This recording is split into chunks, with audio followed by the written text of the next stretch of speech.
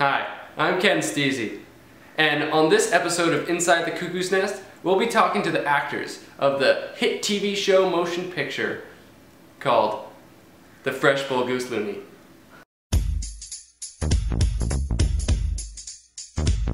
Now this is a story all about how my life got schizoed upside down, and I'd like to take a minute, just sit right there. I'll tell you how I met the Bull Goose Loony of this world right here.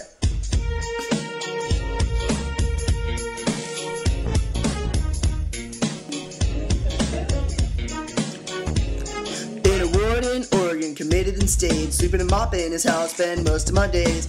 Playing cards, betting, cause gambling is cool, and shooting some b-ball just like drowning in the pool. When Big Nurse and her black boys, who were up to no good, started making trouble in our neighborhood. We got in one little fight and Big Nurse got scared. She said, "You're moving without leave to disturbed upstairs." I wish for a savior, and when he came here, there were scars on his hand, but his message was clear. If anything, I could say that McMurphy was rare, but I thought, nah, forget it, he'll get cagey, I swear.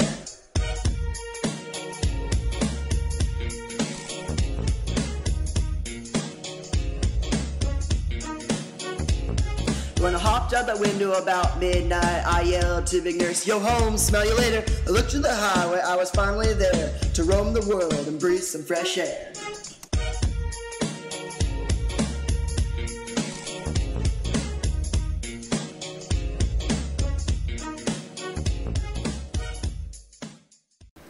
I'm here with actor Matt Campbell. He played Chief Bromden. It's great to be here. Matt, can you describe the setting of the ward? The ward is a well-oiled machine. The patients and black boys work like clockwork, following the same routine every day without exception. At first, the monotony of the ward leaves Bromden in a dense fog. Bromden's hallucination of the fog symbolizes his own internal haze, as he has a dim grasp on reality from the forced conformity of the ward. All of the patients are content to live their lives lost in the haze of the ward, and never realize their true potential through the expression of their individuality. How would you describe Nurse Ratched? Nurse Ratched rules the ward with an iron fist. In an attempt to hide her sexuality, she starches her uniform to hide her natural curves. However, she cannot fully hide her large breasts, a symbol of her innate sexuality and individuality. Her cruelty and controlling nature is shown through her cold and porcelain skin, as she demeans and infantilizes the men on the ward. Her ultimate goal is to fix the men into becoming brainless members of society, and therefore be deemed cured. Can you describe McMurphy? As McMurphy is introduced into the ward, he represents everything that Nurse Ratched is opposed to. He is rude, dirty, speaks his mind, fucks too much, and fights too much. McMurphy is a symbol of hope for the men, as he begins to challenge the authority of Nurse Ratched as soon as he enters the ward. Immediately, he assumes the position of the leader, or what he calls the Bull Goose Loony, and vows to fight the conformity of the ward and the big nurse. Matt, can you describe the conflict? The conflict is established through the contrasting images of the machinery inside the ward to the freedom on the outside, the conformity that the ward and Nurse Ratched represent, and the individuality that nature and McMurphy represent will be the basis of the conflict throughout the rest of the story. And now we're here with actor Jackson Cassidy, and he's going to explain the rising action. Hi, it's really nice to be here. Thank you for having me. So Jackson, what led up to the climax of the novel? What led up to the climax was the fishing trip. The fishing trip in Cuckoo's Nest serves as purpose of illustrating a baptismal transformation of the ward patients, illustrating McMurphy as a parental figure who helps the men reach their own individual enlightenment. As the men set sail on the fishing boat, they do not have Big Nurse watching over them, the fog obstructing their vision, or the black boys telling them what to do. They have themselves and McMurphy. The fishing trip is an experience of freedom and independence from the combine, where they can just relax, look at candy, and catch some fish. The fishing trip is more therapeutic and fun for the men than any exercise offered at the ward. And metaphorically speaking, Foster would say that the fishing trip is a type of baptism for all the ward patients. All the men are out on the water and come back new men, reborn. The baptism in this case is not religious, but constitutes a restorative and cleansing experience. McMurphy is responsible for leading the patients on this journey, showing his continuously reckless behavior and rebellious actions against the Combine's orders. But Kesey uses this trip for many other plot purposes, demonstrating how these weren't the same bunch of weak-knees from the Nut House. This gang of acutes changes after the trip, building new confidence and becoming stronger men. The men prove to themselves that they can transcend the limits of the ward and think for themselves. McMurphy serves as a parental figure in the scene, a guide who watches over them, letting them fish and navigate on their own. Chief Bromden is one of the patients who is altered by this experience, and the real significance is the development of independence each man gains from this trip. And for the World Series, can you explain to me a little bit more about that? The World Series serves as an act of defiance against the Big Nurse and the Combine's strict rules. When Bromden raises his hand, he is beginning his rebellion against the Combine that will result in his later involvement in the climax of fighting the Black Boys in the shower. All of the men, including Bromden, sit watching a blank TV, a 50-year-old woman hollering and squealing at the back of their heads about discipline. They'd have thought the whole bunch was crazy as loons. The patients are protesting the suppression of individual wants and desires by censoring the World Series from being played. The men sitting together, cheering and jeering at the black screen, are forming a communion. The men unite to defend their wants, showing they are comfortable with one another and that they have a common goal. Through McMurphy's guidance, the men realize that they can fight for their independence. I'm here with Carter Cassidy. He's one of the actors who played one of the Black Boys. Carter? Hey, how you doing, Bill? Carter, what would you consider to be the climax of the story? The shower fight following the fishing trip, when McMurphy gets into a fight with Washington, one of the Black Boys, represents the climax of the novel. Up until this point, although McMurphy accepts his role in the ward members, including Bromden, are skeptical about his motives. The shower fight serves as redemption for McMurphy and a symbolic step for Bromden to embrace McMurphy's cause and fight back at his side. McMurphy acts in the defense of George in the scene, and this leads to a brutal brawl. Although McMurphy had red marks on his head and shoulders, he didn't seem to be hurt. He kept coming, taking 10 blows for one, showing that he was the defender of the defenseless men on the ward.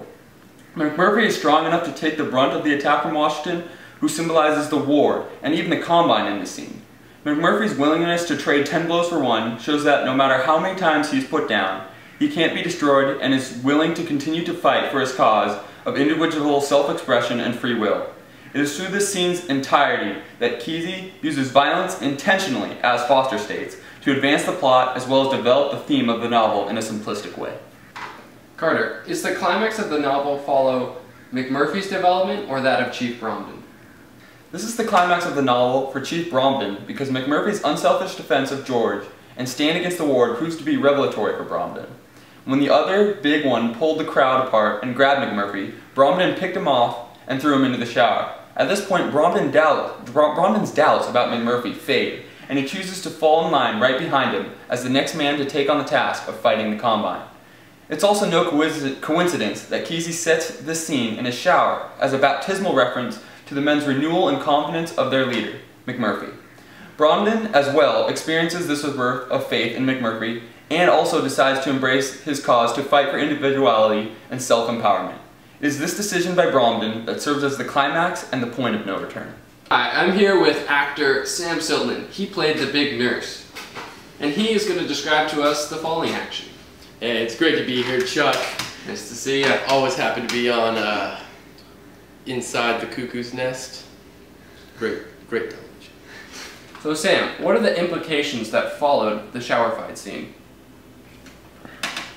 While being sent to disturb doesn't bode well for McMurphy, his absence from the ward establishes him as something more than a man. He becomes a martyr, a legend, an idea. He comes to represent justice and the triumph of individuality.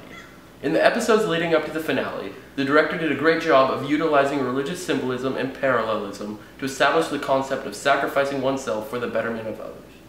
The electroshock therapy table is a paradigm of such imagery. Its cross-like shape and adjoining crown of thorns cement the concept of McMurphy as a Christ figure, giving himself up for his followers.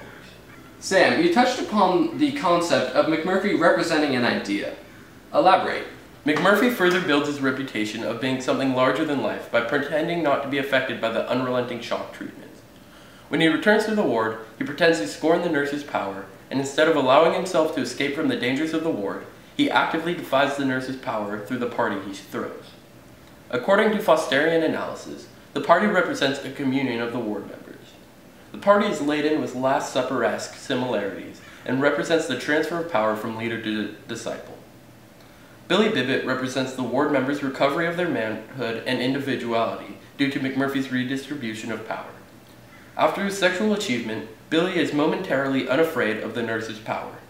He greets her in a calm, stutterless manner until she reminds him about the social pressure of meeting his mother's expectations, and her fantastic mechanical power flooded back into her.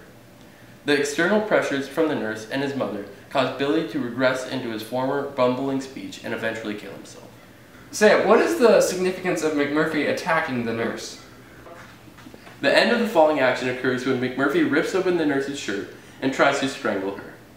McMurphy's hands, representing his inherent manhood and sexuality, are used to reveal Nurse Ratchet's hidden sexuality and humanity to the rest of the ward.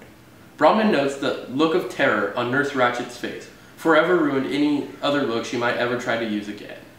Discovering the nurse's underlying humanity strips her of her power to mold the ward members into conformity. I'm here with actor Jack Rosenberg, and he played Harding on Fresh Bull Goose Loony. Thank Nice to have you here.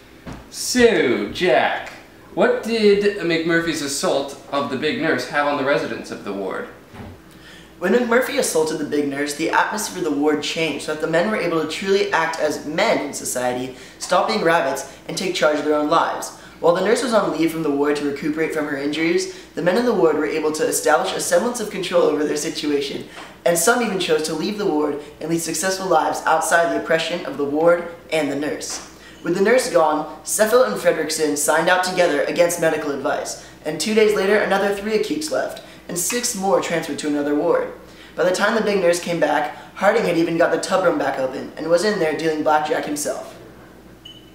Without the oppressive presence of the nurse on the ward, the men were free to think for themselves and try to become functioning members of the society they previously feared so deeply. Each man that leaves the ward represents a further blow to the nurse, as her patients, or rather subjects, leave her realm of control one at a time. Harding takes the opportunity to replace McMurphy, revealing the men's intent to never let the ward flounder without some form of solid leadership in contrast to the nurse's cold, harsh control. Interesting. Now, in the show, how do the men of the ward react to the nurse's return to the ward?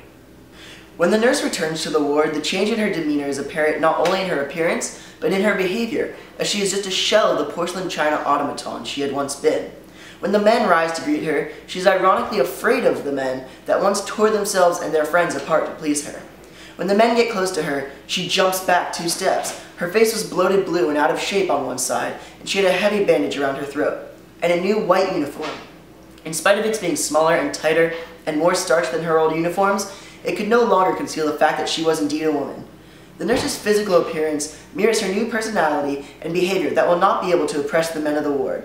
Whereas her voluptuousness had previously only been present in her breasts, her face is now rounded with bruises rather than powdered white, giving it a human quality that makes her pain a permanent aspect of her image. The nurse's entire character represents a surprising, complete regression from the powerful, emotionless, oppressive machine she had once been. The cold face that could silently influence the spirits of every man on the ward was misshapen and cracked to the point that it no longer held any effect. Fascinating. And what effect did the lobotomy of Randall McMurphy have on the remainder of the show and its characters? McMurphy's lobotomy represented the final straw for the remaining men on the ward and forced Chief Bronwyn to overcome his fear of the world outside the ward. When McMurphy returns from the procedure, he is wheeled in on a gurney to show the nurse's ultimate control over his fate. The men of the ward observe his head dented into the pillow of a swirl of red hair over a face milk white except for the heavy purple bruises around the eyes.